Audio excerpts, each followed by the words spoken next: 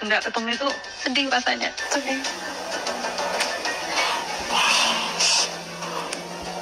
Saya lihat di bagian paha bagian atas. Saya tanya ibu sekali lagi, itu betul tidak terjadi dan tidak ibu lakukan? Tidak. Jadi kalau ibu melihat apa yang menyebabkan ibu akhirnya bisa tertuju sesuatu yang mungkin ibu nggak lakukan di hal itu?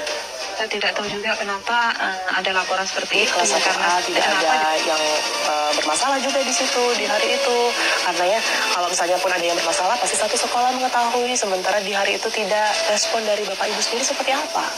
Ya, kalau terkait itu mungkin hak pembelaannya mereka. Yang jelas kami dari awal hanya mau mencarikan keadilan buat anak-anak. Kalau memang anak-anak ini mendapat perlakuan yang seperti itu, Mbok Yo legowo mengakui dan legowo juga menyampaikan bahwa memang perlakuan itu dilakukan. Itu awal memang yang kami minta. Mohon maaf, pada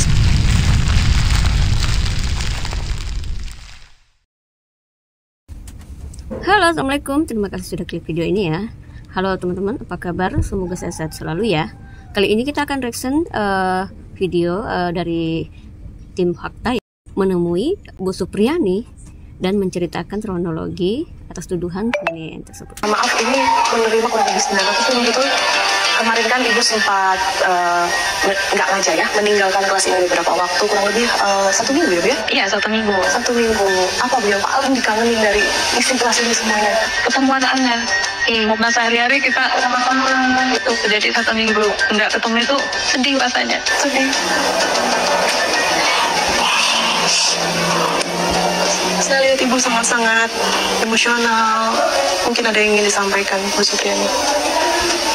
Ya, mudah-mudahan dengan masalah ini cepat selesai dan bebas tuh dari hukum. Ya, karena saya nggak bersalah. Ibu yakin ibu tidak bersalah ya? Ibu pernah nggak? Kan namanya juga anak-anak gitu ya. Mereka nakal-nakal anak-anak biasa gitu. Pokoknya ibu sampai jengkel, paling emosi karena mereka bandel. Ini paling keras, paling tegas pernah ibu apain? Paling cuma dinasihati. Dinasihati aja?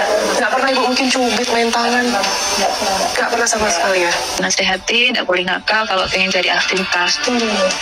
Oke, termasuk yang kemarin, maaf ya, siswa yang sempat melapor, sempat mendapat kekerasan dari Ibu Supriyani. Ini tahu anaknya? Dekat sama anaknya juga? Tidak. Nggak dekat? Oke, kalau mungkin saya boleh diceritain, Bu, itu awal mulanya seperti apa sih Bu Supriyani? Itu awalnya dilakukan itu tanggal 26. Kita tahu itu dari situ tanggal 26 jam-jam setengah 1 ya kan hari Jumat. Ibu lagi ngajar itu? Sudah pulang. Oh, udah pulang. Pulang di rumah nggak lama ditelepon sama Pak Kanet. Pak Kanet selesai, Pak Jeffrey, kemudian saya telepon, ibu di mana? Dia bilang jawab, jadi maka ada apa? Bisa datang di kantor sebentar. Saya kaget, nama ini kan Nggak pernah Ibu ditelepon kayak gitu? karena dipanggil apalagi dari kantor polisi. Saya langsung bertugas datang di kantor. Ibu waktu itu posisinya lagi di kelas mana nih? Sudah di rumah. Oh, di rumah ya? Oke. Kalau itu saya siap-siap datang ke kantor. Di situ sudah ada Pak Jeffrey, Pak Kapolsek, dan 2 orang pelaporan, Korban, oke. Mohon maaf, korban itu di sini juga kah? ada di sebelah. Oh, bukan kelas 1B ini? Bukan muridnya Ibu? Bukan. Di mana Bu kelasnya Bu? Boleh kita ditunjukin ya, di sana ya? Oke, kita coba ke ruangan korban ya, inisial D ya. Inisial D, kita ke ruangan korban yang sebenarnya tidak jauh. Ini bersebelahan langsung dengan ruang kelasnya Ibu Supriyani. Ini 1B, ini adalah 1A begitu ya Bu ya? Boleh izin masuk Bu Supriyani? Oke, jadi ini adalah ruangan yang berbeda dengan ruangan Ibu Supriyani tadi. Disinilah korban D ini belajar. Nah, Ibu pada saat itu tidak masuk ke ruangan ini sama sekali? Tidak sama sekali. Ibu yakin? Iya. Nggak lupa Bu? Tidak. Kalau dari informasi kan kejadiannya sekitar kurang lebih jam 10 ya. Jam 10 itu lagi ada kegiatan mengajar kah atau istirahat? Jam 10 itu kalau anak-anak kelas 1 sudah tidak ada di halaman sekolah sini. Karena jam 10 itu anak-anak sudah pulang. Tapi di tanggal 24, sekalipun beda nih Bu kelas sebelahannya. Ibu ketemu nggak sama korban? Tidak. Sama sekali? Iya, sama sekali. Saya tidak pernah keluar di kelas itu pada saat hari Rabu tanggal 24. Bahkan gurunya katanya pergi absen di kantor jam 9, saya tidak melihat karena saya fokus dengan anak-anak di kelas 1B. Nggak apa-apa ya, saya berangkat dari apa yang kemudian ini ada di dakwaan. Karena kan informasinya ibu ini dituduh memukul dengan menggunakan sapu. Sapu itu selama dari kelas ini, Bu? Ada. Di sebelah mana? Di ujung harusnya. Di sana. Oh, ini. Oke. Jadi ini adalah sapu yang digunakan untuk anak-anak itu piket atau gurunya yang akan? Gurunya yang piket, Mbak. Oke, jadi guru yang menggunakan sapu ini.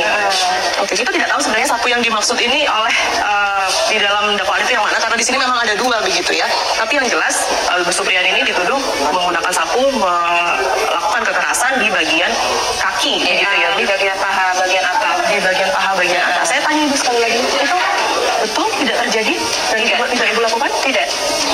Jadi kalau Ibu melihat apa yang menyebabkan Ibu akhirnya bisa tertuduh sesuatu yang mungkin Ibu nggak lakukan di hari itu? Saya tidak tahu juga kenapa ada laporan seperti itu, karena kenapa juga saya yang dituduh, padahal di saat itu saya tidak masuk di sini. Ya itu ya guys, pernyataan dari Bu Supriyani tentang kronologi kasusnya itu ya. Semoga saja ada titik terang dari kasus Bu Supriyani ini ya, supaya tidak terlalu agar bisa mengajar kembali dengan tenang. Ya itu yang terpenting ya. Oke, kita akan menyimak pernyataan dari kedua orang tua dari si korban ya, beberkan fakta di tim fakta ya tentang awal. Pengetahuan saya itu sudah lama, memang sebelum kejadian ini sering memang anak saya itu menyampaikan bahwa yang biasa masuk Ibu Supri, karena kan biasa wali kelasnya itu Ibu Lilis, kalau ada urusan keluar selalu dititip ke Ibu Supri yang bersebelahan dan juga sama-sama kelas 1. Iya. Respon keluarga seperti apa jika memang pihak sekolah begitu ya menyebutkan bahwa ternyata di hari itu Ibu Supri ini tidak masuk sama sekali, informasinya ke kelas korban gitu ya, yang ada di situ Ibu Lilis, dan itu terkonfirmasi. Bu Lisnya juga menyebut bahwa ia mengajar di kelas 1A, tidak ada yang bermasalah juga di situ di hari itu. Karena ya kalau misalnya pun ada yang bermasalah pasti satu sekolah mengetahui, sementara di hari itu tidak. Respon dari Bapak Ibu sendiri seperti apa? Ya, kalau terkait itu mungkin hak pembelaannya mereka. Yang jelas kami dari awal hanya mau mencarikan keadilan buat anak-anak. Kalau memang anak-anak ini mendapat perlakuan yang seperti itu, Legowo mengakui dan Legowo juga menyampaikan bahwa memang perlakuan itu dilakukan. Itu awal memang yang kami minta. Mohon maaf, pada saat itu mediasinya sudah berapa kali dilakukan, Pak Bo? Mereka berupaya ketemu itu dengan Pak Desa, dengan Pak KS tadi itu awal mula datang. Pak Kepala Sekolah ya? Pak Kepala Sekolah awal mula datang dan saya menyampaikan bahwa saya mempertanyakan maksud dan tujuannya. Pak KS pun menyatakan bahwa maksud dan tujuannya berkaitan dengan persoalan ini, karena yang bersangkutan sudah mengakui bahwa dia sudah berbuat. Setelah dia sampaikan seperti itu, saya bertanya ke yang bersangkutan, hal ini kemudian, apakah betul sampean melakukan itu dengan dia posisi menangis? Dia mengangguk, iya. Jadi ada pengakuan itu? Iya. Sempat disebutkan oleh Ibu Supriyani pada saat itu, apa yang mendorong dirinya melakukan itu, kekerasan itu? Permasalahan apa mungkin yang terjadi? Kami tanya dia tidak menjawab. Nggak menjawab. Hanya menangis. Hanya menangis. Itu semua pada saat mediasi keberapa, Ibu? Di sini ingat? Mungkin sebelum saya membuat laporan resmi itu kan sempat dimediasi oleh Bapak Kapolsek. Ya, sebelum mediasi itu saya minta petunjuk ke Bapak Kapolsek. Sarannya Bapak, kita atur dulu lah ini semua.